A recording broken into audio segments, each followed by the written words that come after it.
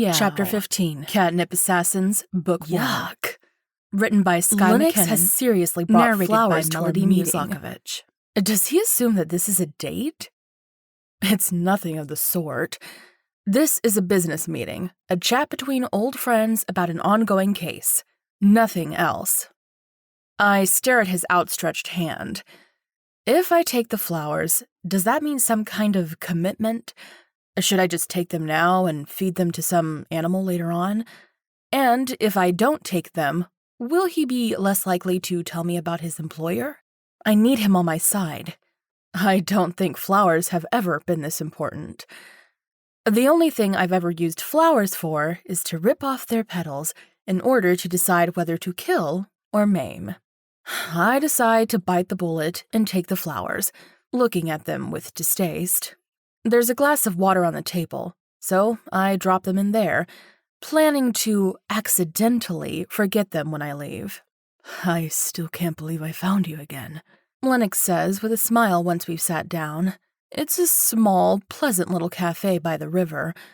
I've never been here before. I'm not someone who sits down in cafes with a book and a piece of cake. But I can see why Lennox chose this location to meet. We order our drinks from a waitress who's decidedly too cheerful, and as an afterthought, Lennox orders a plate of nibbles as well. Apparently, those are good here. It's not like you found me, I replied to his earlier statement. We kind of crashed into each other by mistake. He shrugs. Yes, but it makes me happy nonetheless. You can't even imagine how often I thought of you. How often I was tempted to break into the PAC's headquarters and get you out of there. Well, I did get out, eventually. Let's not dwell on the PAC. I've gladly forgotten all about that time. Lennox nods. Me too. One day, when I'm rich and powerful, I'm going to shut them down. Free all the kids, then dismember the PAC leaders one by one. Can I help? I ask with a grin. That's pretty much what I've been planning for years. He winks at me. Together, just like old times. They won't know what hit them.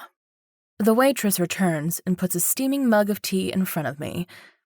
The color is a little murky, like the water she used wasn't clean, but to be honest, I couldn't care less. I'm not here to enjoy my tea. I'm here to talk to Lennox. I've thought about yesterday, I say as soon as the girl has disappeared again. I don't want to stop my investigation. Not because I want to punish or kill whoever murdered Winston Kendler, but because I want to help those kids. I can't stand by and watch children being poisoned. Children like us. Shifters. I sigh. I spend so much time planning other people's death, and I don't have a problem with them suffering a little. But children, that's an entirely different matter. Imagine if it had been us, if we'd not been with the PAC. He stares at me, his eyes hard. I get what you're talking about, but you were told not to. It's too dangerous. I sigh. And when have I ever done what someone tells me to? This is important, Lennox. It's okay if you don't want to help, if you don't want to get involved. But please, tell me who your employer is. Who was at that house when you caught me? They're involved with the poisonings, and I need to stop them. He smiles sadly. I can't tell you about my employer, but you're a coward, I huff. Suddenly, he growls. His eyes turn bright yellow, and goosebumps appear on his skin. The cafe around us goes quiet for a moment, but as soon as people realize that it was probably just a dog, they continue talking. Don't interrupt me, he snaps. I was about to say that while I can't tell you about him, I can talk about the others, and that I've already started inquiries. I know you may not think the best of me, but I do have a heart, Cat. I can't see those children hurt either. I stare at him. You're going to help? He nods, a small smile appearing on his gorgeous lips. Oh, wait, not gorgeous, just lips. If he's going to get involved, this has to stay strictly professional. I can't afford to develop feelings for him. I wanted to see what you were going to do. If you were going to drop it. He admits. I was sure you wouldn't, but a lot of time has passed since we last saw each other. You could have changed. I have changed. I say softly. I'm no longer the cat you knew. That cat has long since died, buried somewhere with the pack. He shakes his head. No, you're still there. I know you like to pretend to be cold and heartless, but there's a conscience hiding deep beneath all your bravado. Compassion. That hasn't changed, and I doubt it ever will. They didn't manage to break you back then, which means nobody will ever manage that now. I mull over his words. I don't think he's right. I've changed so much. I've become a lot colder than he realizes. He only just met me yesterday. He doesn't know all that's happened. He has no idea of all the things I've done, things I've had to, things that I'm proud of. I take a sip of my tea and almost spit it out again. Ugh, that's disgusting. He laughs. I don't come here because of the quality of the tea. Wait until we get the food. That far outweighs the downsides of them using river water for their hot drinks. I put my cup down, glaring at it. River water? And we paid for that. Sure, I used to drink the dirty water in the river when I didn't have any other choice, but this is a cafe, not some kind of dump. As if to prove his words, the waitress puts a large plate on the table, filled with all sorts of finger foods. Tiny meatballs, breadsticks, sausage rolls, cheese with grapes on cocktail sticks, some stuffed olives. It looks surprisingly good. Be sure to try the pickled aubergine, Lennox says, and already reaches for some. It's delicious. I laugh. You've become posh. You'd never have called an eggplant an aubergine in the past. He shrugs. Sounds nicer. Eggplant. We even came up with that. An egg growing on a plant? A plant that tastes like egg? It just sounds disgusting. Now, aubergine. That already sounds like a tangy taste that melts in your mouth with a certain sweetness. I snort loudly. An elderly woman at the table next to us stares at me, but I just give her a smile. My table manners only go as far as sitting on a chair and not using my feet to eat. We eat in silence for a moment. Lennox is right. The pickled eggplant is delicious. Never had anything like it before. It's not really something I'd buy. What do you know about the person who killed your sweet shop owner? He asks suddenly. I spit out an olive pit and wonder how much I should tell him. Can I trust him? I once did completely, but now I'm not so sure. I also feel protective of my case. It's my first murder case, after all, and my last. I'm never going to investigate a crime ever again. It's so much more fun to be on the other side of the law. They're professional, I say after a moment. Made Winston Kindler's death look like a violent, impulsive attack, but in fact, it was a quick assassination. It was also very efficient and mostly painless, leading me to think that he didn't want his mark to suffer. Do you think the assassin was sent by Kindler's employers, the ones who gave him the sweets, or by someone who figured out what he was doing and wanted to stop him? It could be either, I admit. Mr. Kindler was threatened, maybe blackmailed. At the same time, he also made a good profit by selling those poison sweets, and there's no evidence that he'd stopped selling them. Now that I know about what that poison does, I'm beginning to think that the killer may be on our side. Our side, Lennox repeats. You think there are sides? I shrug. Whoever is organizing this hates shifters. We are shifters. Therefore, there are two different sides at the very least. True. And to be honest, I'm rather glad we're on the same side. He gives me a disarming smile that makes me want to draw my knives and slit his throat. Not because I don't like him, because I'm scared that I might fall for his charm.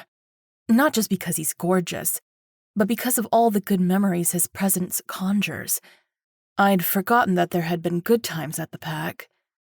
Times with Lennox hiding from our masters, testing how much we could get away with before getting tortured, the smiles we'd give each other after our punishments, the gestures that meant we weren't giving in. We felt so strong back then. Invincible. When he left, I was suddenly a lot weaker. At least I felt that way. It took months to build up my confidence again, and my masters took full advantage of that. A shiver runs over my back at the memory. Lennox looks at me knowingly. "Do you ever get nightmares?" he asks softly. I glare at him. "Let's not get sentimental. We're here to talk about our mission." He winks. Actually winks. Holy knives. "Are we?"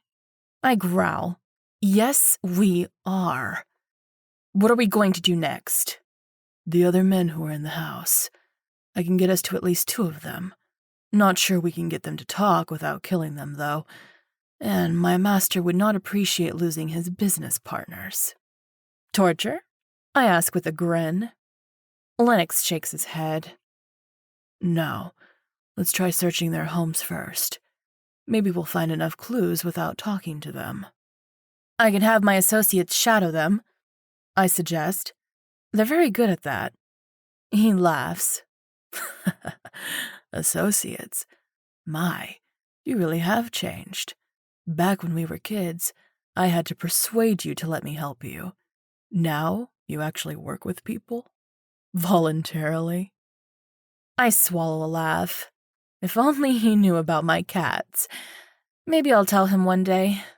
Once I know I can trust him. For now, I keep my cards close to my chest. "Good, let's go," I say, ignoring his question as well as the plate of nibbles that is still half full. "Already?" He looks a little disappointed for a second, but he quickly smooths his expression. "I'd hoped we could talk for a bit more." I sigh.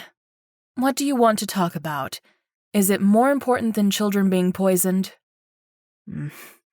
Probably not." He grimaces. "You've always had a way with words. The power of persuasion." I can't help but laugh. That's because I'm right. He looks at the nibble plate with a wistful glance, then simply shoves all the food into his bag. "Dinner," he says with a shrug. "I don't think I have anything left in my fridge." I think of my own. Hopefully, Lily has put that bloody head into the cooling room. Not because I mind having a body part next to my food, but because it took up space that I could have used for junk food. "Which one do you want to go to first? The fat or the thin one?" I laugh, startling myself. I don't think I've ever laughed this much in a single hour.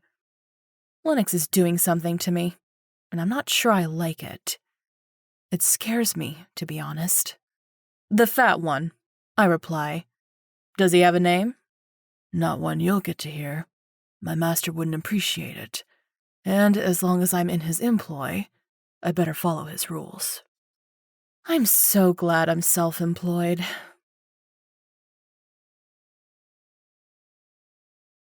Chapter 16.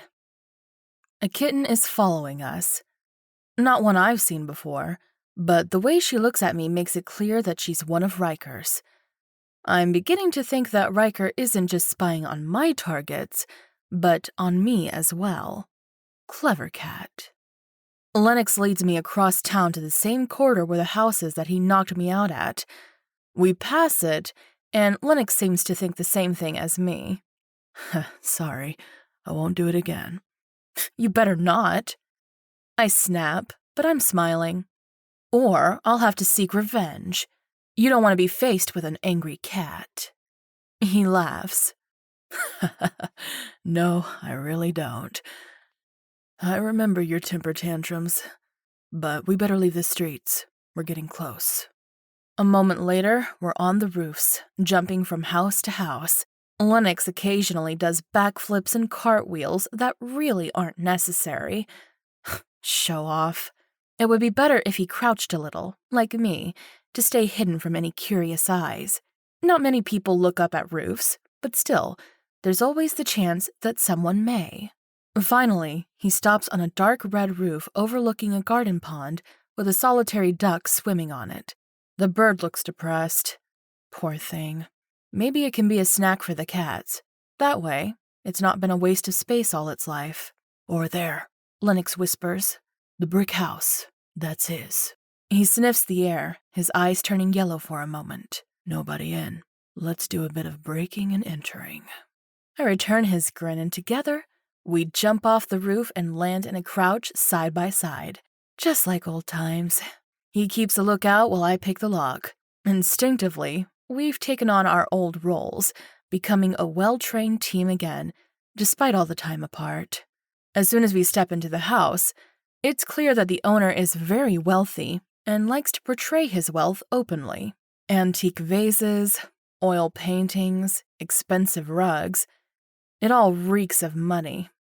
Lennox goes to disable the alarm system. He knows where it is because he's been here before.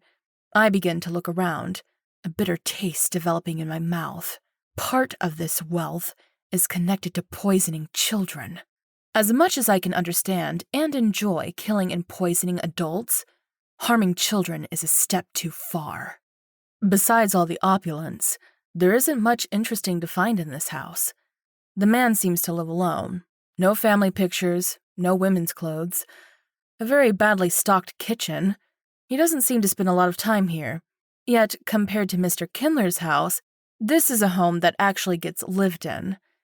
His bed sheets are crumpled, and there are traces of body fluids on there that I don't really want to identify.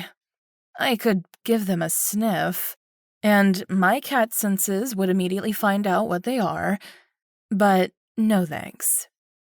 There are traces of drugs on his bedside table, as well as some cigarette butts in an ashtray. I don't like people who smoke in bed. It makes their corpses smell like smoke. I found something, Lennox calls from downstairs, and with one last look around the bedroom, I join him in the hallway. He's shifted a large ornate mirror to one side, revealing a door behind it. I feel like I should have spotted that earlier, but I hadn't even started looking at the hallway yet. I was busy with the upper floor. Still, I'm a little annoyed that he found it and not me. Finally, something fun, I mutter, then tell him how Winston Kindler's house was as boring as fuck. I do like a secret basement, Lennox says with a wide grin, one that likely mirrors my own. Hidden rooms are the best. I wonder what we'll find. Skeletons, drugs, a sex dungeon. I've seen it all. I go down first, not bothering with the torch. My cat eyes are good enough for this. Lennox can see in the dark too, but not as well as me. Poor doggy. Down below, the air is musty and damp. I switch on the lights to expose a poorly painted room, with brickwork showing through some of the holes in the paint. Compared to the beautiful interior upstairs, this is a travesty. In the center of the room is a single chair made from iron, complete with manacles and an iron collar. Lovely. Seems like the man uses this for interrogations or torture. Killing, maybe? Could be all three. A drain just beneath the chair shows that someone thought about what this room would be used for when they built it. It's handy to have a drain. Saves having to clean all the blood from the floor. I know what I'm talking about. Sadly, most of my marks don't plan their assassinations in advance, which leaves me with having to make their deaths as bloodless as possible. Unless I want to send a message. Nice, Lennox mutters appreciatively. A man after my own heart. Can you smell that? I sniff the air. The powder. The poison they're using on the kids. He nods. Let's find it. There aren't many places it could be hidden. A few shelves line the walls, and 2 large metal boxes wait in the corners. I open one of them. It's full of torture equipment. My, that's quite a collection. I only have about half of what they have in here, and I'm a bit of a professional. Granted, I don't specialize in torture per se, but I am a little jealous. Something catches my eye behind the box, and I shove it to one side. Ha! I exclaim, before I can stop myself. What? Lennox calls from the other side of the room. He's rummaging through the other box. There's another hidden door, I replied cheerily. Let's see what's hidden behind it. Why would you put a secret door in an already secret room? Bit paranoid, don't you think? He comes over and stands close to me. I can feel his body heat on my skin, almost as if he's touching me. I both want to jump away from him and move closer. I decide for crouching low and climbing through the hole in the wall into the secret room. It's dark and smells of something very familiar. Blood. Human blood. What the fuck have we got ourselves into? I let my eyes adjust to the darkness and blink a couple of times. It's more of a tunnel than a room, leading away from the house. It must lead under the front garden and then across the road. Is this tunnel going to connect with the house opposite? Now that would be an interesting twist. But it wouldn't explain the scent of blood that's drenching the walls. I move forward, my head almost touching the ceiling even though I'm crawling. Whoever built this wasn't a very big person. Definitely not the man I saw back at the basement where Mr. Kindler now lies dead and abandoned. This was either done before he moved in here or not for his use. See anything? Lennox shouts from behind me. Not yet! This tunnel is very long! I hurry up, crawling on all fours over the luckily smooth floor. This isn't a quickly dug dirt tunnel. No. Someone's put a lot of effort into it. It would almost be clean if it weren't for the occasional bloodstains on the walls and ceiling. Finally, there's a light at the end of the tunnel. Literally, but I hope it might be a metaphor as well. I really need to find some solid evidence of whatever's going on here. Preferably a written confession that explains it all, so I can go back to my day job. This is too much work. Too many unknown variables. Not the way I like to do things. When I go on a job, I plan everything. It's rare that something goes wrong. With this case, though, nothing is as it's supposed to be. I'm stumbling in the dark, and the more I search, the more questions I find. It's getting frustrating. Finding Lennox was a nice distraction, but I really want it to end. I climb out of the tunnel and into a dark room. My cat eyes let me see enough to know that it's a lab of some sort. Much more expansive than the pieces of apparatus I found in that flat near the market. This is any scientist's wet dream come true. The shelves and cabinets lining the walls are well stocked with chemicals, glass jars, and boxes. There are tons of supplies on the 4 long tables, as well as equipment like Bunsen burners and stacks of test tube racks. All of it is extremely clean. It even smells of vinegar and cleaning supplies. I doubt I'll find much here. But why keep this lab so clean and then not remove the bloodstains in the tunnel? The tunnel entrance isn't barred like in the house I've just come from, but clearly visible between a desk and a filing cabinet. On the wall opposite is a thick metal door. I check it tentatively, but it's locked. There's nobody in the house, so I'll pick it later to look around whatever this house is. First, let's see if there's something useful here in the lab. Lennox crawls out of the tunnel, jumping out not quite as elegantly as I did. Well, he's not a cat. That makes a big difference. Nice, he mutters appreciatively. Still like poisons? I ask him, and he nods. I've got my own lab, but it's nowhere near as big as this. I could get used to having access to a facility like this. Maybe we can take it over once we've disposed of whoever owns it. Spoils of war. I laugh. I like the way you think. As long as I get any knives that might be hidden somewhere. You've always had an eye for sharp things. He replies with a wink. It really stink of death in that tunnel. Have you found any bodies yet? No, but I've not opened any cabinets yet. It doesn't smell dead in here, though. He sniffs the air, his eyes turning yellow. The one thing I actually admit to is that wolves have a better sense of smell than cats. That's the only thing they're better at, though. We win in everything else. There's something strange coming from over there. He mutters and slowly walks towards one of the closed cabinets. His eyes remain yellow, making him look kind of kick-arse. No, I did not just say that. It makes him look like a wolf man. Not exotic, not attractive in a strange way. Not at all. I follow him, smelling the air. When I get closer, I can sense he's right. It's not the scent of death and decay that I smelled before, but something different. It feels familiar, but I can't quite put my finger on it. Lennox carefully opens the wooden doors and steps back with a muffled sound. What is it? I squeeze past him to see what's upset him. Oh my. It's a row of jars with bits swimming in them. Organs, body parts, but they're not big enough to belong to adults. No, those are the organs of dead children. Bastards. I curse, looking at Lennox's shocked expression. How can they do that? He just stares at me. I let him be and take one of the jars, trying not to look at the small human heart. There's a label on it. Wolf Shifter. Female. 8 years old. Test 34, too. Deceased after 12 days. My stomach roils. An 8-year-old girl. Murdered. Dissected. Given some sort of poison in a test. That's what it has to be about. The poison in the sweets. They must have tried it on children before they put it into mass production. I'm going to find and kill them painfully. I wonder where they got the children from, Lennox says quietly, his voice made of ice. He's right. It's not like there are many stray shifters running about. Most of them, well, almost all of them, are part of the pack, controlled and enslaved.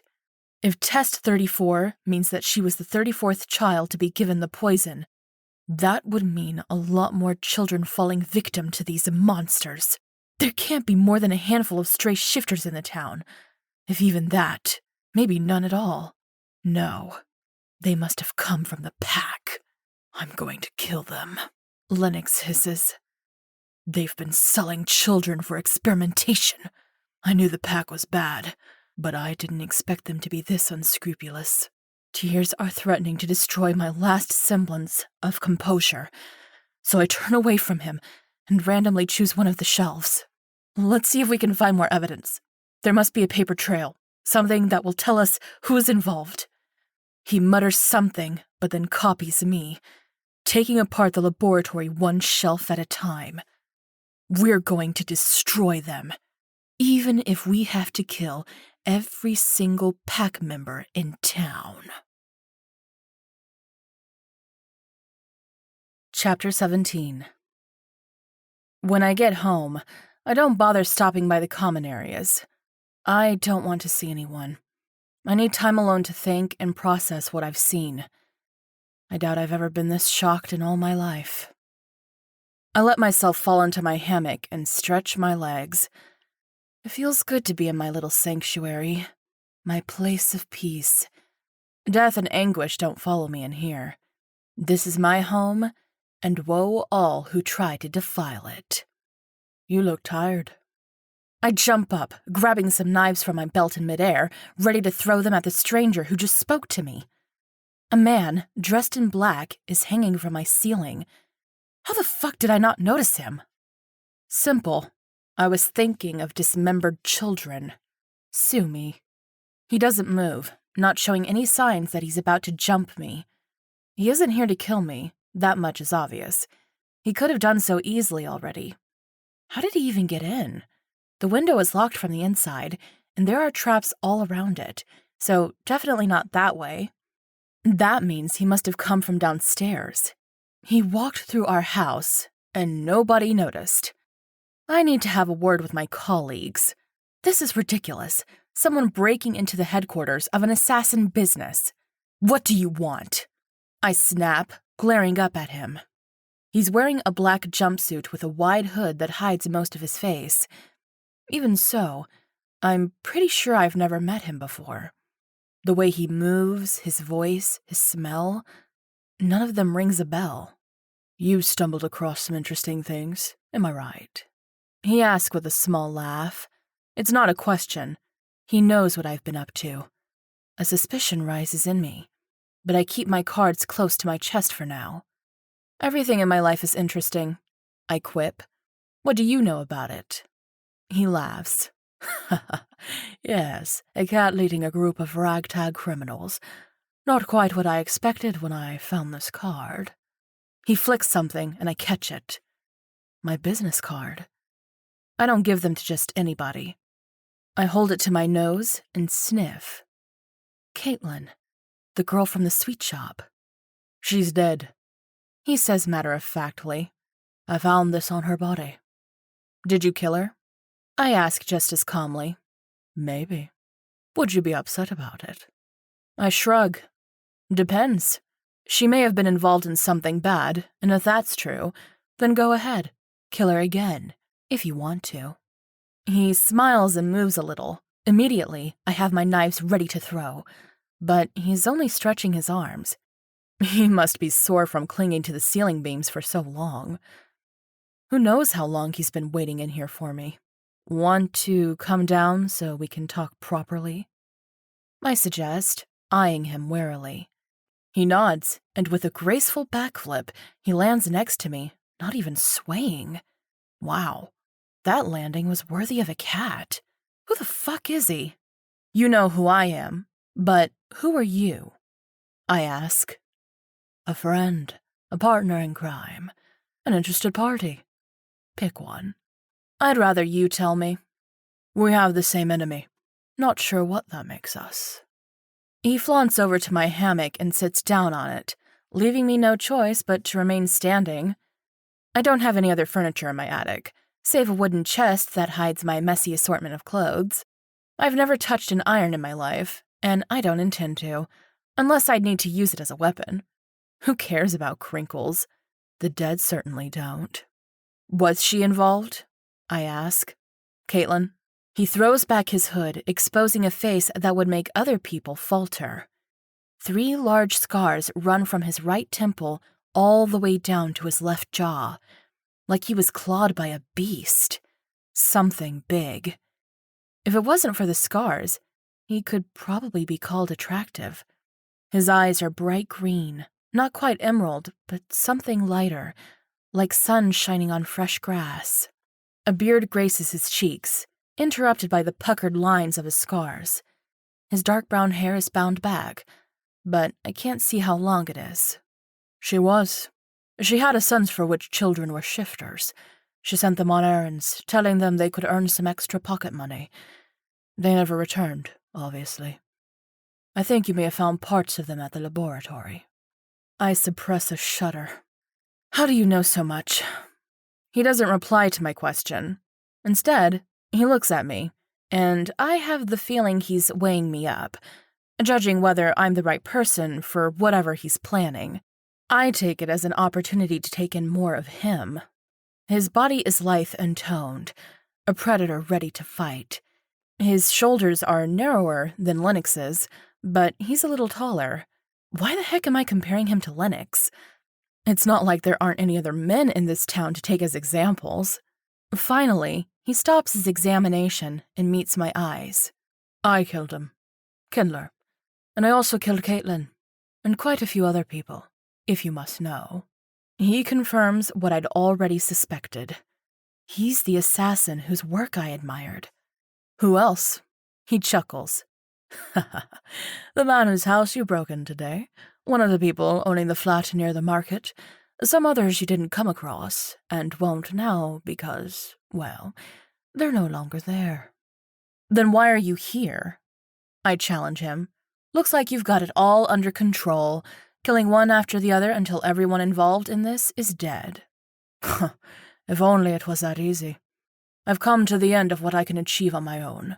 I've realized this is much bigger than I first assumed. Whenever I kill one person, 3 more take their place. It's time to go after the people behind it all, not the henchmen. He probably means the Fangs, but I'm not going to reveal that I know about them, so I just nod, studying him. So you want to pool resources and go after the head of the snake? Aye. You seem to have come quite far in a very short time, so it seemed you'd be a good partner. It's taken me months to put it all together. Months? How long have they been giving poison to children? About 2 months, but they started their experiments long before that. I first noticed something fishy was going on when 2 shifter kids disappeared from where I lived. I wasn't close to them or anything, but it intrigued me. Turns out they were 2 of the first who were used in those experiments. A shiver runs over my back. The thought that anyone would harm children still gets to me. It squeezes through the tight assassin walls I've built around my emotions. Damn it. Now's not the time to start acting human. We should meet with that other man of yours, and your team. He's not my man. I snap, but the assassin just grins at me. It looked like a date to me. He even got you flowers. None of your business. He shrugs. I like the name, by the way. Meow. Very imaginative. I snort.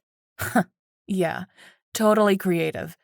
But if you want me to introduce you to my team, I need to know more about you. He crosses his arms behind his head and relaxes on my hammock. What an arrogant bastard. I'm not sure yet if I like him or not. His manner is frustrating, but it's also a bit like looking into a mirror. The name's Griffin. I'm a freelancer like you, except that I work alone. You're not a shifter, I state, confident because he doesn't smell like one of us. Still, he doesn't seem quite human, not with the way he clung to my ceiling. I'm not, he says simply, but doesn't expand on what he actually is. What are you? I'm going to find out at some point or another, so better tell me now. He grins lazily. I'm human. No, you're not. I'm human, I'm telling you. Human with a bit of extra magic. Magic? I snort. Magic doesn't exist. Not like in the books. No wands and wizards and spells. He sighs. Do you always take things so literally? I'm human, as I said, but I also have some abilities that are non-human. And that's all I'm going to say about that. Just be reassured that I will be able to match you without problem. I'm not some weakling who gets exhausted after 2 miles of running. I never suggested that. I protest, but then shut up, realizing that he baited me. Oh well, I'm going to learn all about him, whether he wants it or not. I have my cats, my secret weapon that not even Linux knows about. Not sure I'm going to tell him. It's nice to have the upper hand in that aspect. You're not associated with the pack or some other organization? I ask, just to make sure. He laughs. If I was, you wouldn't be alive. No, I'm a freelancer. I pick my own contracts, just like you. I stay out of the pack's way as much as I can. I'm not stupid. I know how powerful they are. But now, it seems we have no choice but to act against them. We. He's already thinking of us as a team. That was quick. But he's probably planned this for a while. When did you find out that I was investigating the case? I ask, continuing the investigation. I was waiting near the sweet shop to have a long chat with Caitlin, but then you showed up, simply walking in there, ignoring the children. I was curious, so I followed you. Good job finding the clues in Kindler's house, but I already removed the lockbox the key was for. What was in it? Contracts confirming that he was working for the healers. Healers? Ha, you don't know that bit yet. That's what they call themselves, the people who came up with the idea of poisoning children. I think they see it as healing the world from shifters. They see us as a disease that needs to be eliminated. They could have come up with a better name. I mutter, something like slaughterers or abominations. Griffin chuckles. I agree, but it's a bit too late to suggest they change it. Anyway, unless you have more questions, I have places to be. Let's meet tomorrow with your team and your boyfriend.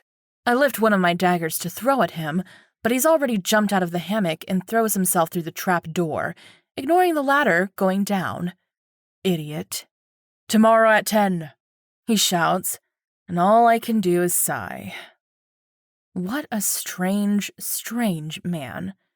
I seem to attract them recently. Lennox is strange too, in his own wolfy way, and now a not-quite-human assassin. But I can't let them distract me. Too much is at stake. If we don't stop those healers now, there may not be many shifters left in the future. After a nap and a shower, I head down into the kitchen. It's empty, and I'm kind of relieved. I don't want to deal with people just yet. Too much socializing in the past couple of days. I miss my silent nights of wandering across the roofs of the town, alone. I grab a sandwich and head out to the backyard. Just like I expected, 3 cats are waiting there. Pan, the dark female ginger who looks so fluffy that I have to stop myself from running my hands through her fur, Mila the tabby, and one I haven't met before. A small but feral-looking Bengal cat with round brown splotches on his back and delicate stripes around his neck. His tail is very straight. It kind of looks like he's got a stick pointing out of his arse. Not that I'll tell him that. I'm not suicidal. Have you been fed yet? I ask, and feel 3 notions of assent. Good. My team seemed to have got used to the idea of having to look after a horde of hungry cats. Benjamin seems to really enjoy it. I sit down on one of the stone plant pots that we've never bothered to actually fill with something green. Did you see the man who just left the house? All in black, walks like a predator. Mila nods. He's on our side, but I want you to keep an eye on him. Find out what he is, where he lives, what he does. I want to know everything about him. She bows her head. Pan meows loudly. Want me to shift? She stares at me with lime green eyes, and I sigh. I thought I could go back to my hammock and read a book. Work's never done. I eat the last bits of my sandwich and shift. I take a moment to stretch my tired limbs, extending my claws. I love the way that feels. It's an itch I can never scratch as a human. I look down at the 3 cats, which now seem even smaller. None of them seem even slightly scared of me, though. It's kind of disappointing. The old human you wanted us to follow. The one with the weird ears. Ears? Pan sighs in exasperation. Black thing on his hat. Looks like a square ear. The top hat that my mysterious benefactor likes to wear. Of course, cats wouldn't have a concept of what a hat is for. What did he do? I ask. He came close to here, but he didn't enter the house. I think he was waiting for something or someone. It was strange. He behaved like one of us. I laugh, a roar escaping my throat. When was that? Not long. I licked my paws twice since. The 3rd cat says with a yawn. He's not introduced himself yet, so I politely ask him for his name. James. He replies, his accent a little posh. Bengal cats are expensive.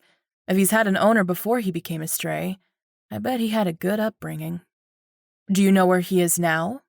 Riker is keeping an eye on him. I've smelled him recently, so they must be nearby. Shall I find out? Pan asks, and I nod. If he's close, I want to speak to him. Pan runs off, jumping up the stone wall in one elegant leap. The other 2 cats lie down as if they assume that there's no more to discuss. Suits me well. I stretch again, then search for a sunny spot to take a nap myself. The evening sun is disappearing quickly, but the stone ground is still warm enough to be comfy. I close my eyes and relax. Being a cat is so much better than walking around as a stressed human. Before I can properly fall asleep, a warm nose bumps against me. I blink open one eye and stare at Pan. Her fluffy fur is even prettier from up close, shiny and soft. I wish mine was like that. I mean, my fur is silky black, but not very smooth. Not that anyone gets to pet me. Lily tried it once, and I almost bit off her hand. I'm a cat. I'm proud. They're 2 streets away. Pan informs me. Riker is waiting there for you. The man is still standing at a corner, not moving. Riker finds him very strange, but he wants you to make your own picture. I sigh and get up, shaking my entire body, relaxing my muscles. Time to become human again. It sucks.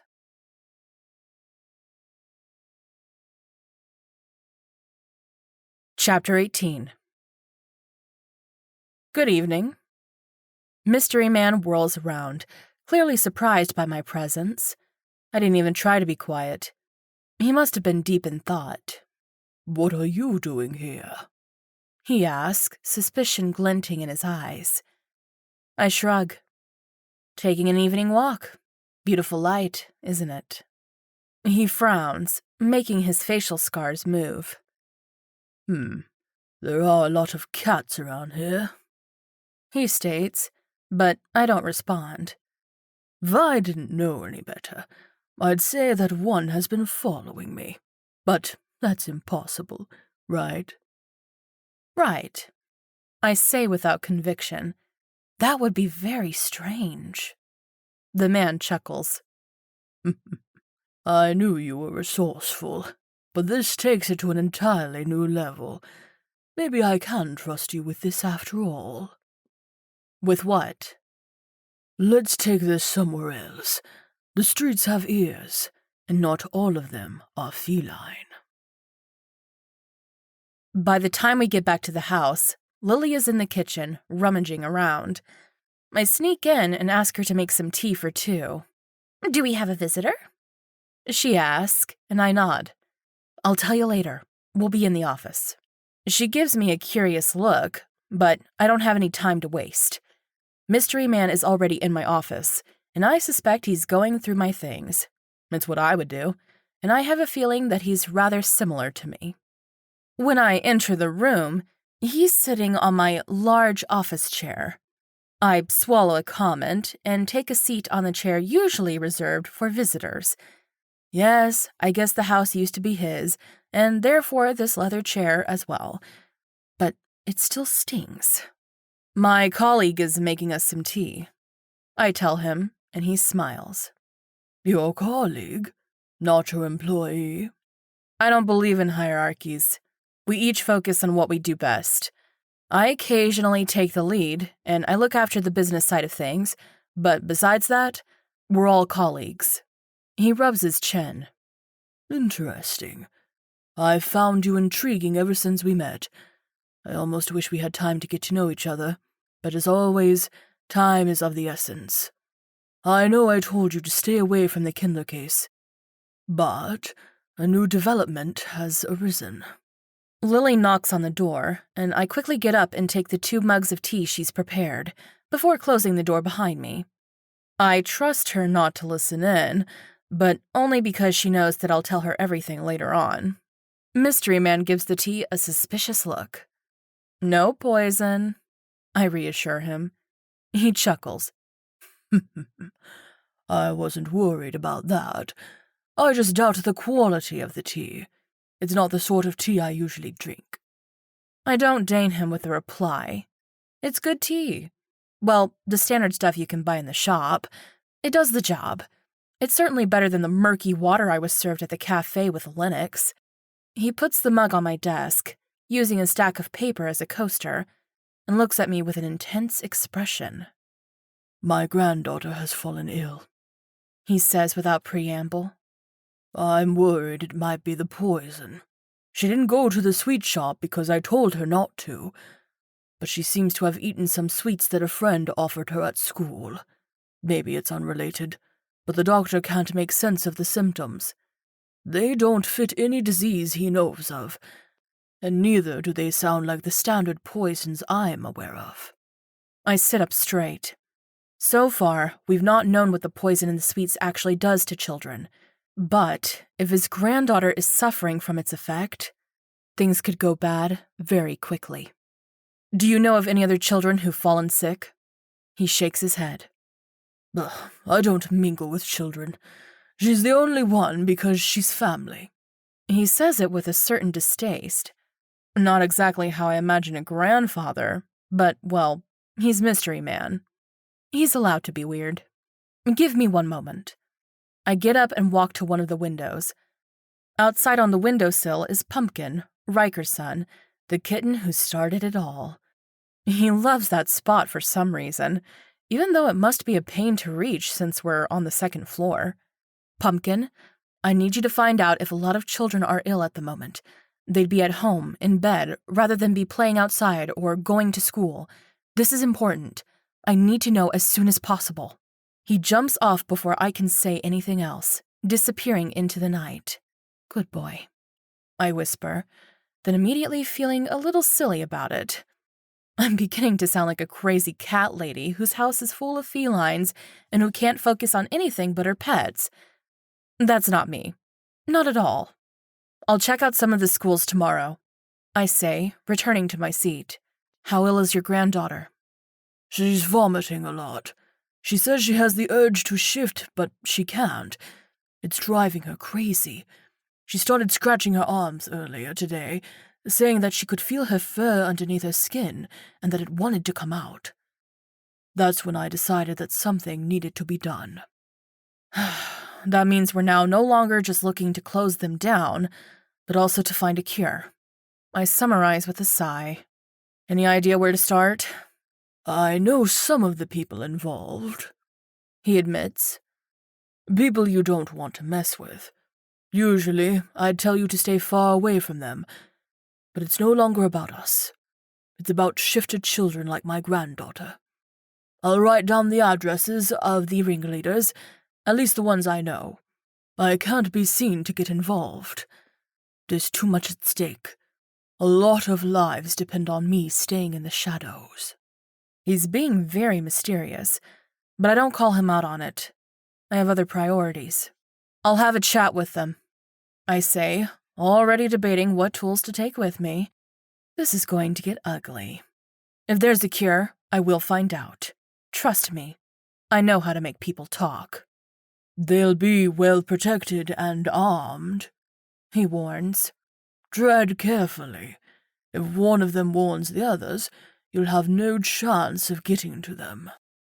How many are there? 3 that I have addresses for. Probably more, but maybe you can get their names during your interrogation. I give him a grin. You're in luck. I know 2 others who are perfect for the job. How do I contact you? He hands me a black business card. On one side, it has an embossed silver Ouroboros, a snake eating its own tail, and on the other side is a phone number.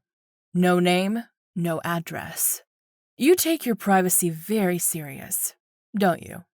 I quip. He doesn't reply, and I didn't expect him to. Not everyone can have fancy Meow business cards like me.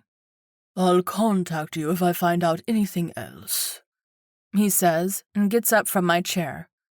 Stay safe. He leaves without another word, his tea untouched. I almost take that as an insult. My tea is good. I could have given him poison, but I didn't. I'm a good person. With good tea. I really want to sleep, but thinking of a little girl in pain makes me decide otherwise. I write 2 quick notes and ask some cats to bring them to Lennox and Griffin. I doubt either of them expected to hear from me again so soon, but this is an emergency. The cats look at me in annoyance, but accept their errands when I promise them treats. Sadly, this means that the 2 men might figure out that I'm employing cats. Hopefully, they'll assume it's just to use them as carrier cats rather than spies. I'd hate to give up that secret.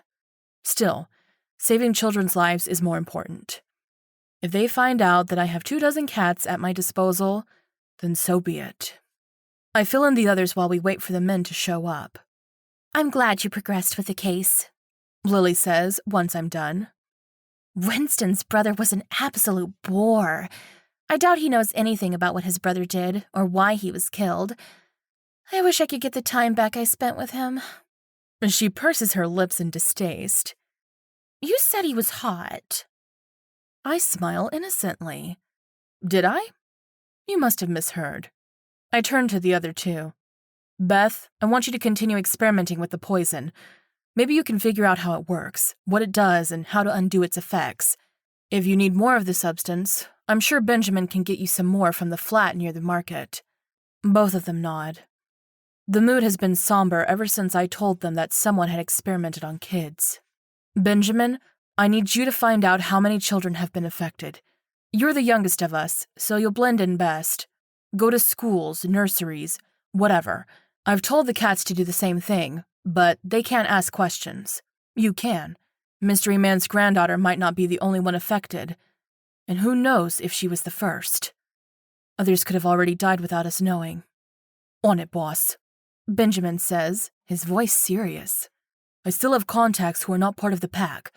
I'll see if they've heard anything about children going missing. What do you want me to do? Lily asks. Want me to come with you? I shake my head. No, I want you to work with Beth on the poison. That's our priority right now. As much as I want to kill everyone involved, we need to find a cure to help the children who ate those blasted sweets. We've made some progress already, Beth tells me proudly. We started with testing for all the usual poisons, and it didn't match any of them. But then I had the idea. It was my idea, Lily interrupts. Beth shrugs. Semantics. We had the idea to add some luminol. What's that? Benjamin asks. He's never spent much time in the lab. It's a chemical that glows blue when it's mixed with oxidants, I explain, including the iron contained in blood. You can spray it on walls to see if you've created a pretty splatter pattern. It's great fun. Lily clears her throat. Anyway, there's definitely dried blood in the powder. Not a whole lot, but enough to show up when mixed with luminol. And yes, we checked whether it could be other oxidants, but all tests were negative. It's blood. Is there a way to tell if it's human or shifter blood? I ask. Lily grins. I was hoping you'd ask that. We think that we might be able to find out if we had some blood to compare it with. Yours, namely. Then one of us can donate some human blood, and maybe we can get one of the cats to give us some of theirs, to have a non-humanoid comparison. Benjamin jumps off the sofa and runs out of the room. I'll see if there's one outside. He's become obsessed, Lily mutters. He's been spoiling them, giving them far more food than you agreed to. I shrug. I don't mind. They're worth their weight in catnip. A deep meow makes me turn towards the door, and I regret my words. Riker is one big moggy. He'll weigh as much as a fortune in cat food. I get up and kneel on the floor, getting closer to Riker's eye level. I don't want him to feel like we're all towering high above him. Good evening, I say, and he purrs in return. Once again, I'm tempted to run a hand through his fur. He's absolutely beautiful, with his silver-black coat and his bright yellow eyes. I bet he has a swarm of lady cats following him wherever he goes. We need some blood from a cat for a test. It's important. I wouldn't ask otherwise. Would you or one of your friends be willing to have some blood taken? We only need a small amount.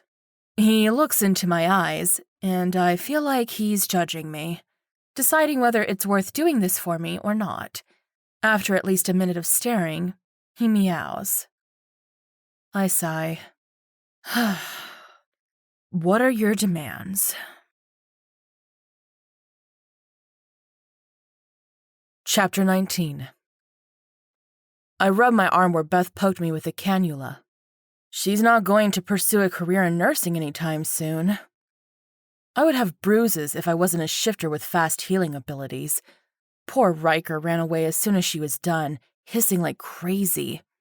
Griffin, Lennox, and I have split up, each moving towards one of the 3 addresses Mystery Man gave me. I check my watch. Another 2 minutes until I can strike. We're going to do it simultaneously so that there's absolutely no chance of them contacting each other. This needs to be quick and efficient. Interrogate them, kill them, then find additional clues about their plans. Dare I hope that one of them keeps a detailed diary with all his evil plans written down? That would make my day. No more searching for the needle in a murderous haystack. Just simple, straightforward answers. Could life be boring for once? Just this time? 1 more minute. I move closer to the edge of the roof, all my senses on full alert. There are 2 people in the house beneath me.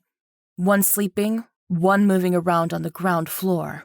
I don't know which of them is the important one, or if both of them are worth interrogating, so I'm going to have to knock one out without alerting the second.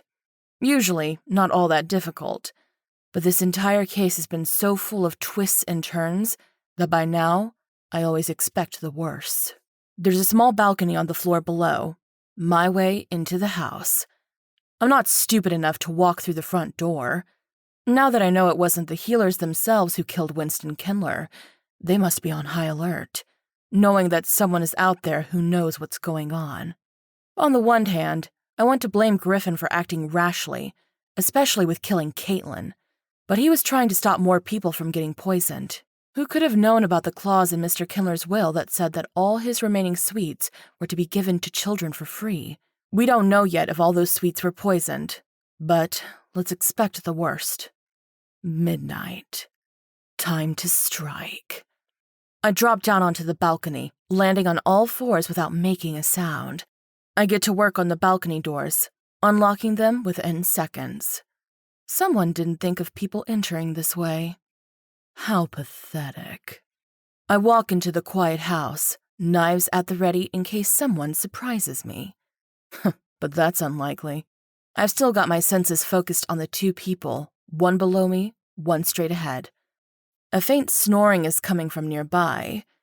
That will make things even easier. I slowly prowl along the corridor towards the bedroom. I don't tiptoe like they do on television. That just makes you unsteady and more likely to trip. The door to the bedroom is closed, but I'm well versed in opening a wooden door without it creaking. This one is old, but it's no match for me. I push it with just enough pressure to move it, but not make a sound. It's something I learned as a toddler. There's a certain 7th sense to it, a feeling that tells you when to stop and when to put your hands lower or higher to avoid a creak. It's hard to explain. All the while, the snoring continues along with regular deep breaths. The man is fast asleep. From my pocket, I pull a tiny vial and empty it onto a cotton handkerchief. I stop breathing, not wanting to feel the effects of the drug myself. I crouch low and move towards the bed, staying low enough that even if the man suddenly opens his eyes, I won't be in his line of sight. As soon as I reach him, I hold the handkerchief above his face. Only after he's taken a few more breaths do I press it hard on his nose and mouth. By now, he's already so deep asleep that he won't be able to react. I take his wrist and measure his pulse while waiting for him to become unconscious enough for me to move him. When his heartbeat has slowed down enough, I remove the handkerchief and place it in a sealed bag before stuffing it into my pocket. The other person is moving around on the ground floor, and there's no time to waste. I stuff a cloth into the man's mouth and bind his hands and legs. I doubt he'll wake up in the next hour or so, but better safe than sorry. Time for the second human to be subdued. This one will be a little harder because he's awake. I leave the bedroom, quietly closing the door again to hide my tracks. Heading towards the staircase, I keep my focus on the other person. Now that I'm getting closer, I sniff the air. It's a woman. Interesting. So far, everyone involved in this has been male, except Caitlin, but she was just a small fish in a pond full of sharks. She's moving around from room to room. What the hell is she doing? She's either an insomniac who's trying to get some exercise by pacing back and forth, or she's looking for something. Maybe she's not connected to the man I just drugged. Perhaps she's a thief. But no, for that, she's very loud and careless. Even a novice would know better than to make such a racket. With so many unknowns, I decide to take a page out of Griffin's book. Remembering how he surprised me, I grin and launch myself into the air. The chandelier on the ceiling above the stairwell swings violently when I grab hold of it, but it carries my weight. Good. I wasn't entirely sure it would be strong enough. Reckless, but fun. I wait until the chandelier has stopped moving, then clear my throat, making my voice as deep as possible. Help! I rasp. Of course, I have no idea what the man in the bed sounds like, but I've made it muffled enough that it should be believable. People in danger rarely sound like they usually do. Immediately, the sounds below stop. 1 breath. 2. She's trying to figure out what to do. Then she starts running towards the staircase. I can't help but smile when she comes into view. She's a big woman, twice as wide as me, but a tiny bit shorter. She's wearing a pink suit that reminds me of a sausage skin and hair that would make an excellent bird's nest. Not what I expected. She runs up the stairs, huffing and puffing. Huh, this is going to be an easy one. Philip? She calls out when she reaches the top step. I don't let her get any further. I drop down right behind her and have a knife pressed against her throat before she can even turn. Don't make a sound. I hiss. She freezes. Good. Now walk with me towards that wall. Very nice. Stretch up your arms and put your palms against the wall. With one practiced hand, I tie her wrists together while keeping the knife so close to her skin that it's a constant reminder of what might happen if she struggles. Let's go and have a chat, I whisper menacingly, and push her into the room closest to us. It's an office with 2 large desks and matching high-back chairs. Every wall is lined with bookshelves, all of them filled with folders, notebooks, and cardboard boxes. Sit. I shove the woman towards an expensive leather chair, and she obediently sits down, breathing hard. The smell of sweat fills my nostrils, and I relax my cat senses a little to return to my human sense of smell. What do you want? She asks with a high-pitched, shaky voice. I ignore her and bind her legs to the chair, then wrap another rope around her ample waist.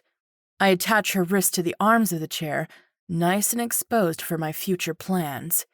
By the time I've got her secured, she's become a little less scared and is glaring at me. You have no idea who you're dealing with, girl. You better let me go, and I might stay quiet about what you've just done. I laugh. Did she just call me girl? I'm going to show her that I'm nothing remotely as innocent as that. I scratch my nose with one of my knives, and she immediately shuts up. Nice to know she's quick in understanding a well-placed hint. I'm asking the questions, I state, and we can do this the quick and easy way, or the painful and drawn-out way. You're going to tell me everything eventually. It's your decision on how much it's going to hurt. She blanches a little, but stays quiet. Oh, and I'm going to interrogate the other guy, too. I say as an afterthought. If your statements don't match, I'm going to have to be more persuasive. I smile at her. Her eyelids flicker, and a tear runs down her cheek. Pathetic. But please don't hurt me, she whimpers. I don't know anything. I don't believe her for a second. Besides, her heartbeat tells me all I need to know. I drag another chair over and sit down so close to her that our knees are touching. Invading her personal space results in her leaning back, but there's nowhere for her to move. Let's start with the easy questions. I purr. What's your name? Elizabeth, she says far too quickly. You're lying. I take my biggest knife and casually lay it across my thighs. Tell me your name. Constance Green. This time, her heartbeat doesn't increase. Good. Seems like we're getting somewhere. Why are you here, Constance? This is my home. Truth. And what were you doing down there? It sounded like you were rather busy. She hesitates for a moment. I was looking for my glasses. I keep losing them. I can't help it. I have to laugh. A world of excuses, and you came up with that one? Come on, Constance. You're starting to make this difficult for yourself. Oh, they're going to kill me if I tell you anything, she whispers. You don't know how dangerous they are. I look at her unimpressed. Trust me, I do, and I couldn't care less. Tell me what you were doing. She purses her lips, her scared expression making way for determination. I was looking for my glasses. Seriously? Ugh, I sigh and get up, pulling a needle from my collar. I hold it up in front of her so she can see. Do you know what they used to do to witches? They pricked them with needles to see if they had a devil's mark beneath their skin. It may not sound very frightening, but this needle is dipped in poison. Every prick will feel like a cut with a knife. Without the blood. Handy, isn't it? Without warning, I jab the needle into her cheek. She screams, flinging her head from side to side, but there's no escaping the pain. I know how much it hurts. They didn't just do this to witches. The pack uses the same technique to force children to shift. I give her half a minute to recover, then I repeat my question for the third time. What were you doing? What are you hiding? She glares at me. I'm not going to tell you. Her cheek is turned red and is starting to swell. The effect won't last. She'll be good as new in an hour or so. Do you know what happens if I don't remove the needle immediately after the prick? I ask her sweetly. Do you want to find out? She shakes her head, but I ignore her. This time, I pierce her thigh. It doesn't have to be deep, just enough to break the skin and release the poison. Constant screams in agony, fighting against her bonds. She's stronger than I expected, but I'm confident her bonds will hold. Rope work is one of my lesser-known talents. This time, I took it out. I tell her while waiting for her to stop trembling. But next time, I might leave it in for a bit. Maybe I could leave you here while I talk to the other guy. How does that sound? She shoots me a hateful glare. Go to hell, bitch! First girl, then bitch. That woman really doesn't have any manners. I shrug and take out a second needle. The first one will have very little poison on it by now, but it's still enough to be effective one more time. I poke them both into her knees. Most people don't know this, but knees are one of the places where a lot of nerves lie unprotected, waiting to be stimulated. Last chance, I whisper into her ear. Next time, they're staying. She opens her mouth and spits at me. A splotch of saliva hits my collarbone. All right. She doesn't want to be cooperative. I can stop playing nice. This time, I opt for the tips of her fingers. It's an amazingly effective spot. A paper cut can make a grown man cry, and my poison needles hurt a lot more than a paper cut. She howls in pain, struggling so hard that she's making the chair sway from side to side. I get up and look down at her in satisfaction. With both her wrists tied to the chair's arms, she has no way of removing the needles. I'll leave you to it, I say lightly and move to leave the room. Remember, I gave you the chance to do this the painless way. You were too stupid to take it. She flings a string of insults at me, but I simply close the door behind me and ignore her. She's going to be a lot more pliable when I return.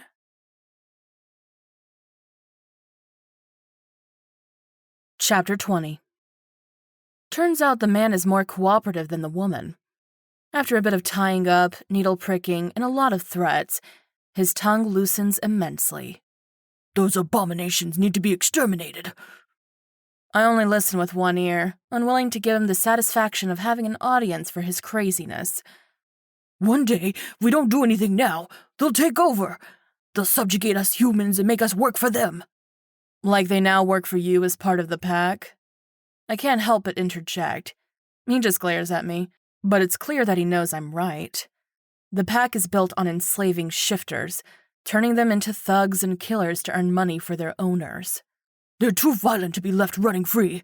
They'd kill us all. I sigh. We kill because humans train us to. It's kill or be killed. Which option would you choose? We? He cries. You're one of them. For a second, I let my panther take over, knowing that my eyes will change color.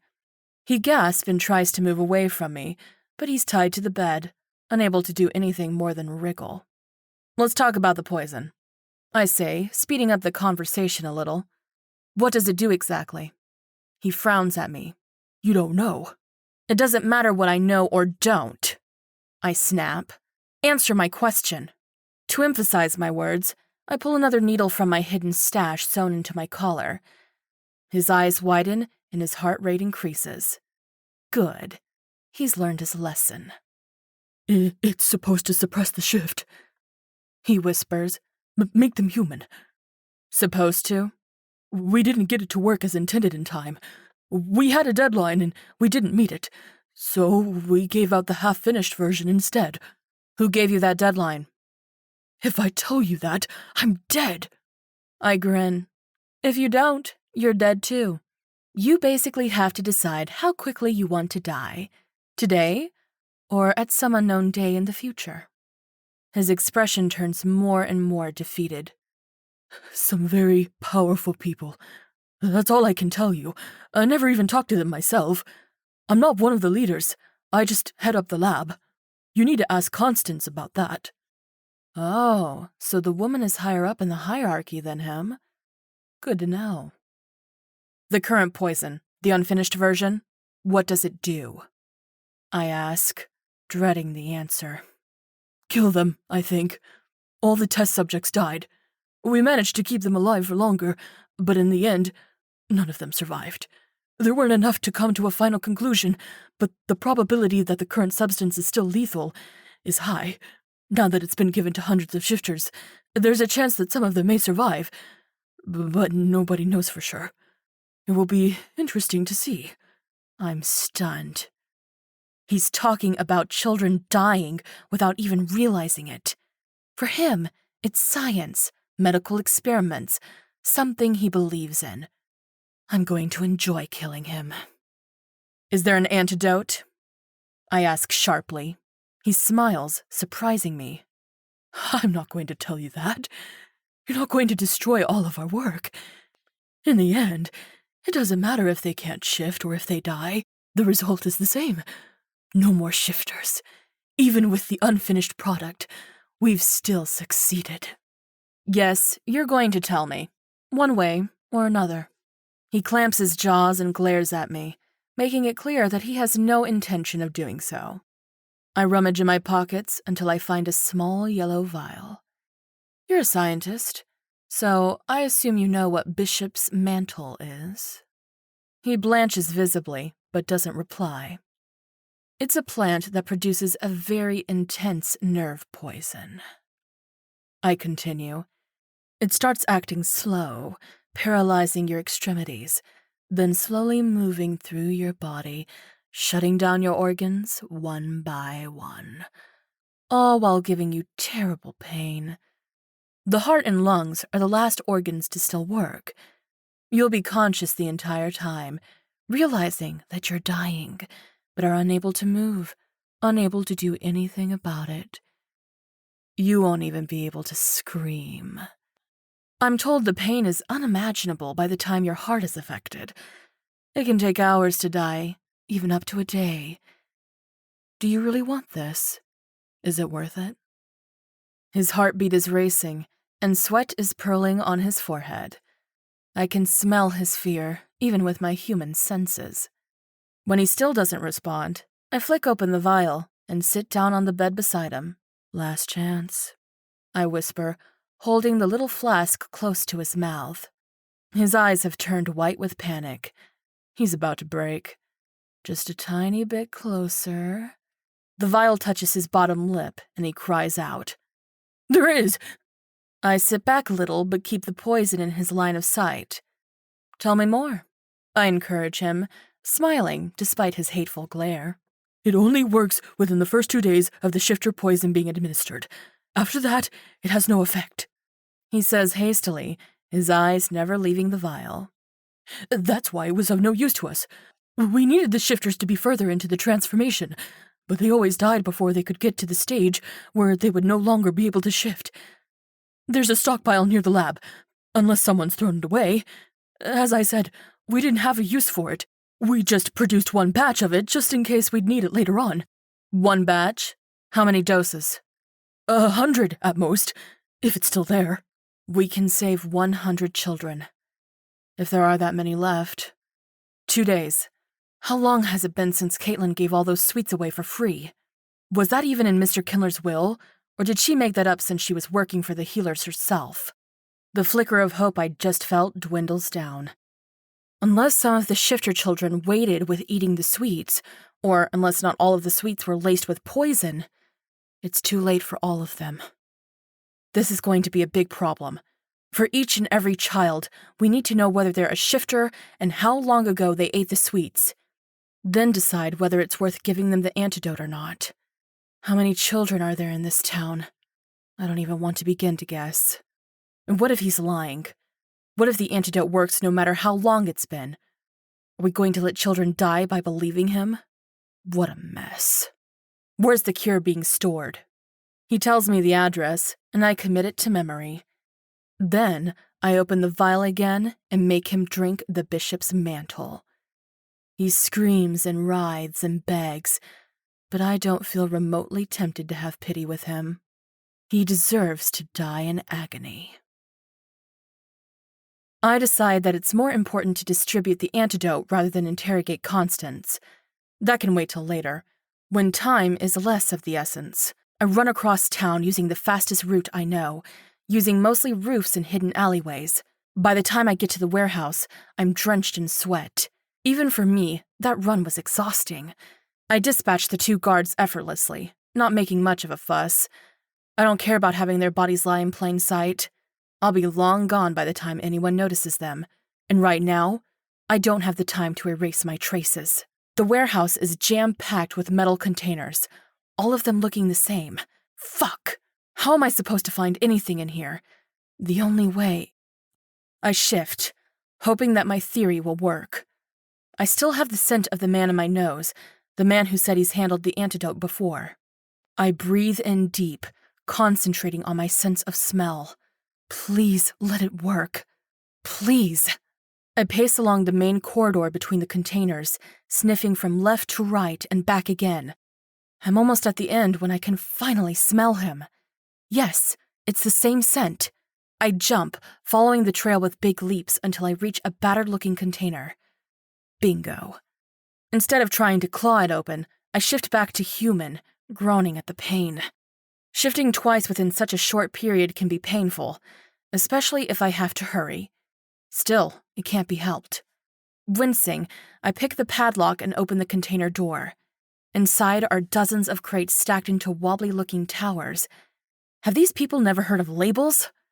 This is getting ridiculous, and my sense of smell won't help me in here. I bet the human has touched most of the things in this container. I start pulling crates off their stacks and opening them, randomly pulling out the items inside. Nothing interesting.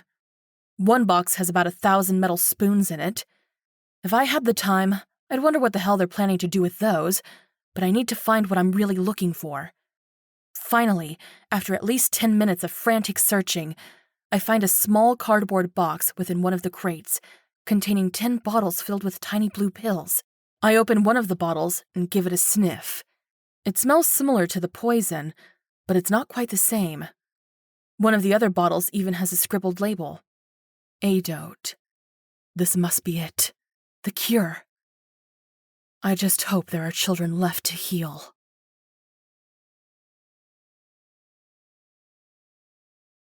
Chapter 21.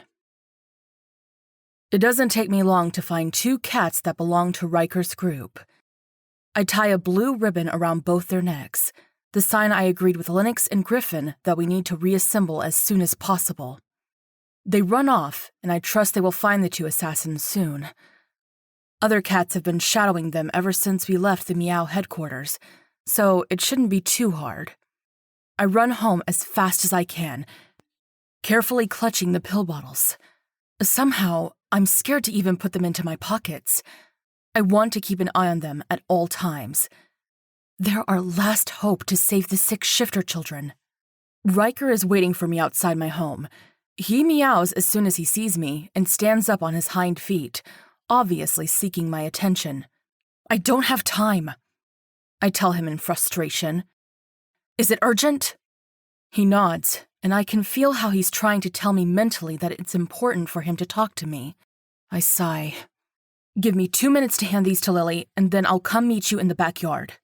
He gives me one more stern look, then runs off. Ugh, I'm going to have to shift again. This time, it's going to be really fucking painful. Lily is in the lab with Beth. Both of them look at me expectantly as soon as I enter. I have the antidote, I say, surprised by how exhausted my voice sounds. Take it and see if you can analyze one of the pills. We need to know if there's a way to replicate them. These are all we have, and who knows how many shifter children are out there. I don't tell them yet that it might only work on very few of the children. They get to work without another word, while I go upstairs to call Mystery Man. I could probably ask one of the cats to carry a message to him, but this will be quicker. He answers on the first ring. I've got the cure, I say without wasting time on greetings. You can collect it here for your granddaughter. Silence meets my words. Then, the sound of him clearing his throat. It's too late for that. She passed away 20 minutes ago. I drop the phone. Fuck. We were too late. A shifter child, murdered, dead because of some humans who didn't even know the girl. They think we're the monsters, but in fact, they are. I want to cry, shout, hurt someone, but all I can do is hang up the phone and walk outside. There's nothing I can do or say to make it better. Riker is waiting for me. I don't say anything. Just shift, ignoring the pain. It feels almost good to have this physical pain to focus on rather than the emotional agony that's tearing at my heart. What's wrong? Riker asks in his melodic voice. He gently puts one paw on my much bigger one, and I look at him, surprised. I didn't expect such a tender gesture from him. For a cat, he seems very emotionally intelligent. I almost don't tell him. But then the words tumble from my mouth before I can stop them. One of the children died. The granddaughter of the man who gave me this house. I've got a cure now, but we're too late. Most of the children will die. Maybe all of them. We've failed, Riker. There's nothing we can do but sit and watch them perish.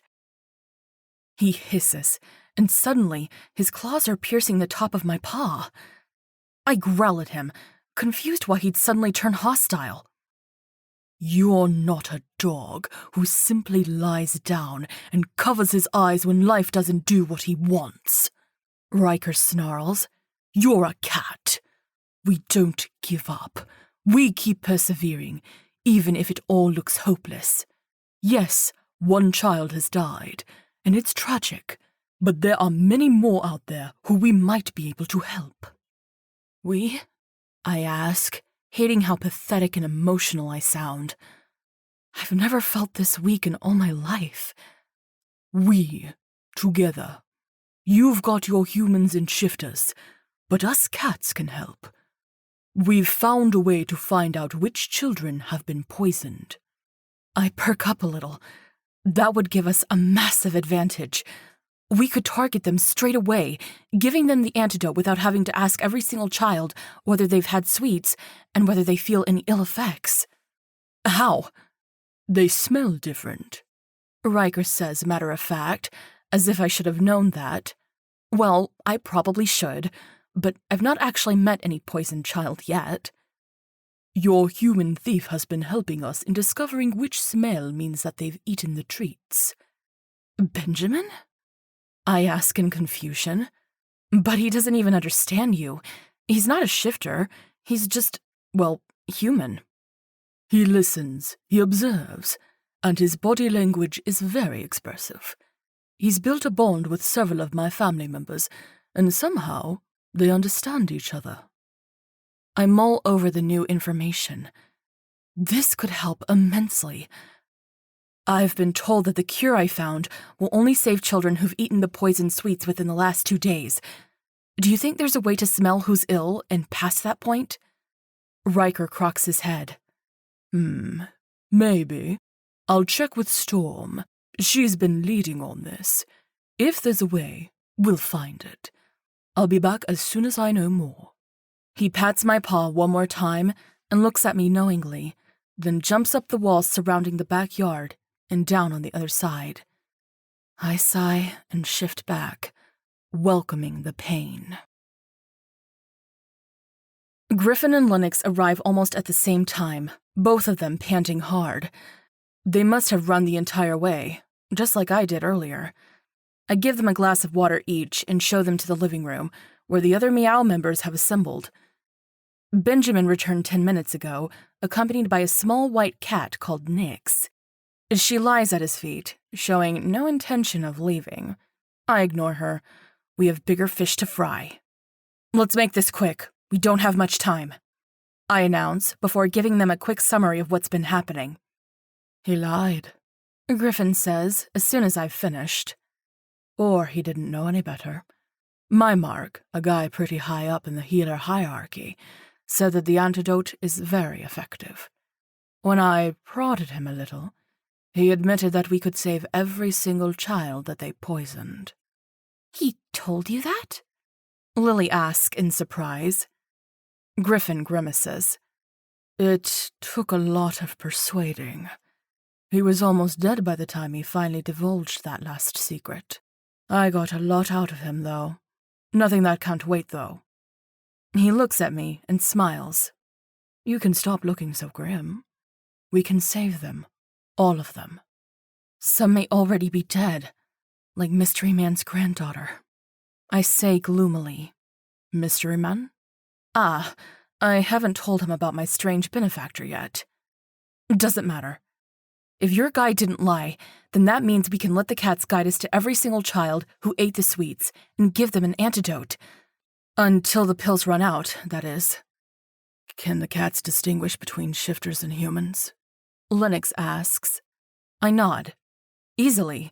They always know immediately that I'm one of them. Kind of, anyway. And they've been keeping their distance from you because of that very same reason. Lennox huffs. I'm not a dog. Wolves and cats aren't all that different from each other. They beg to differ. I reply dryly. Is there anything important that you found at your Mark's house? He shakes his head. 5 easy kills. Didn't know much. They were just workers helping the healers with their operation. I found some interesting documents, though, but your messenger arrived before I could have a proper look. I brought them with me to look at later. Were any of the people you guys killed part of the pack? Beth asks. None of mine. At least, I didn't recognize them, I reply. Although, one of mine is still alive.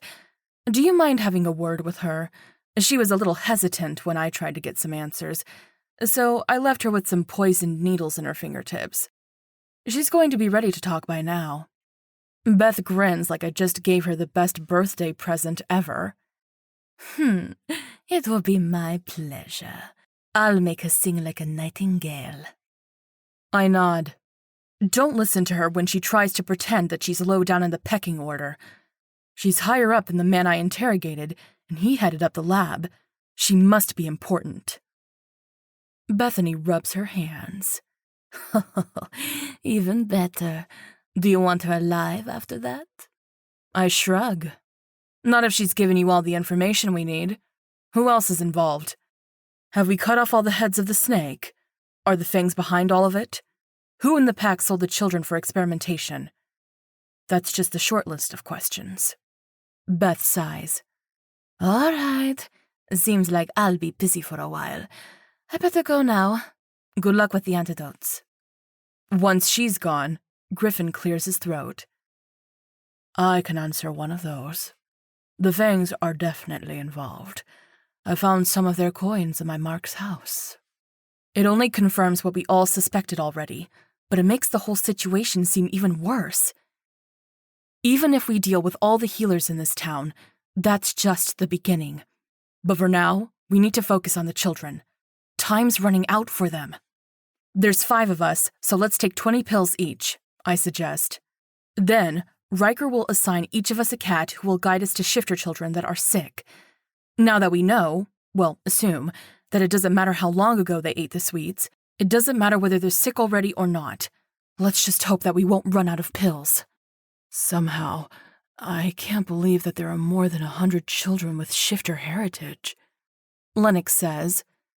At least, not ones that haven't been snatched by the pack, and those are unlikely to have been able to get any of the free sweets, despite them giving some of the kids to the healers for experimentation. They can't afford to get rid of their slaves. He spits out the last word, and my neck begins to itch where I once wore my collar. Yes, he's right. The pack relies on shifters to do their dirty work. They'd be nothing without us. A griffin gets up. What are we waiting for? Let's hand out those pills before it's too late. Saving lives feels surprisingly good. Yes, taking lives is fun too, but this feeling goes deeper. With every pill I give to a child, my heart feels a little lighter. The cat that's guiding me is called Haru, and he looks a bit like a miniature version of myself. Black as the night, slender and intense green eyes that take in everything around him. Together, we run through the trader's quarter, and he meows whenever we can scent a shifter child. Most of them have fallen ill already, and to my surprise, not a single parent questions me offering them a blue pill. A few of them are shifters themselves, so I assume one of their ancestors was. The poison must affect children with even just a small connection to the shifter gene. Most of them will probably never be able to shift, but the healers were willing to kill them nonetheless. With every child we see, my hate for the Fangs grows. In one case, we're too late. The boy literally takes his last breath while we arrive at his front door. It's heartbreaking, but there's no time to stop and think about what a waste the loss of such a young life is. When Haru no longer finds any children in the trader's quarter, we move to one of the wealthier districts. There are only 2 shifter children there, both of them vomiting heavily.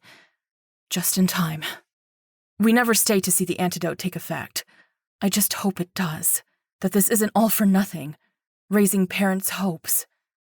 To make sure, we return to the very first house once I've given away all my 20 pills. The little girl, no older than 5, is looking remarkably better, her cheeks no longer as pale.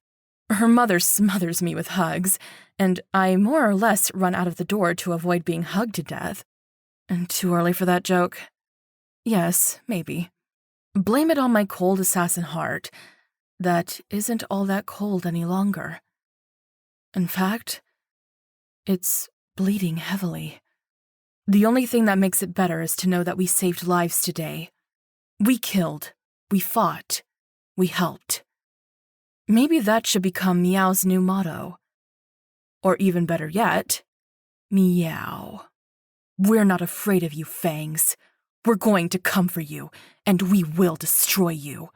We're going to avenge the children you killed, and we'll make sure you won't be able to ever repeat this somewhere else. There. Quite a mouthful for a tagline. But who cares? I certainly don't. Epilogue. Lily and I are in my bedroom, enjoying some butter biscuits I got from a bakery on the way back. I decided we'd earned ourselves a treat. Saving 72 children from certain death deserves a reward. We sit there in comfortable silence, munching on our biscuits. After all the rush and excitement of the past few days, it feels good to just relax. This isn't over yet, is it? Lily suddenly says. It's not a question. She knows that it's true. No, it isn't. I sigh. We've only stopped them from doing this here, but who knows if anyone is conducting the same experiments in other places. For all we know, they could be more advanced already. They could have killed hundreds of shifter children without us knowing. Lily shudders. We need to do something, Cat. We can't just ignore what the Fangs are doing. I know they're dangerous, but now that we've seen even a fraction of their plans, I don't think I can ever go back to how we were before. I don't reply. I've had the same thoughts. As much as I miss the old days of killing and enjoying my assassin's life, the world has turned a lot darker since I accepted the Kindler case. I almost wish I'd never done that. Sometimes, ignorance is bliss. We'll have to be careful, I say eventually. We're likely on their radar now. I'm sure they're going to send people here to find out what happened. Losing most of their local operatives in one night won't go unnoted. My friend nods. And we'll be ready. We have more knowledge now than we had before. Lennox found all those documents that might help us discover more about how far their influence really stretches. We may not be as organized and powerful as the Fangs, but we have hearts. I laugh. I never thought I'd think of that as an advantage. Me neither. Being a cold-hearted assassin always seemed easy. Bringing emotions into the game makes things harder. She's right about that. And not just because I feel sad about the Shifter children, especially Mystery Man's granddaughter. Also because I now have 2 new people on the team. 2 men who I haven't quite decided what to feel about. Lennox, the old friend who took me on a not date with flowers. Griffin, the assassin who's almost as good at killing as me, who I somehow seem to recognize myself in. I need to guard my feelings well. I can't afford to get emotional. Too much is at stake. There's something else, Lily says and gets up, walking towards the window. It's getting late, and the last birds are about to finish their evening songs. I join her, intrigued by what's bothering my friend. I'm not quite sure how to say this, Cat. Lily begins, staring out towards the sunset. You know how I tested Riker's blood? I nod. Is something wrong with him? Is he sick? No, not exactly. He's not a cat. I can't help but laugh. Are you drunk? I reassure you, he most definitely is a cat. You've seen him. 4 legs, shiny fur, whiskers, an arrogant frown. He's a cat, no doubt about that. He's not just a cat, Lily blurts. He's a shifter. Riker is a shifter. This has been Meow, Catnip Assassins, Book 1. Written by Skye MacKinnon, narrated by Melody Muzljakovich. Copyright 2019 by Skye MacKinnon. Production copyright by Skye MacKinnon.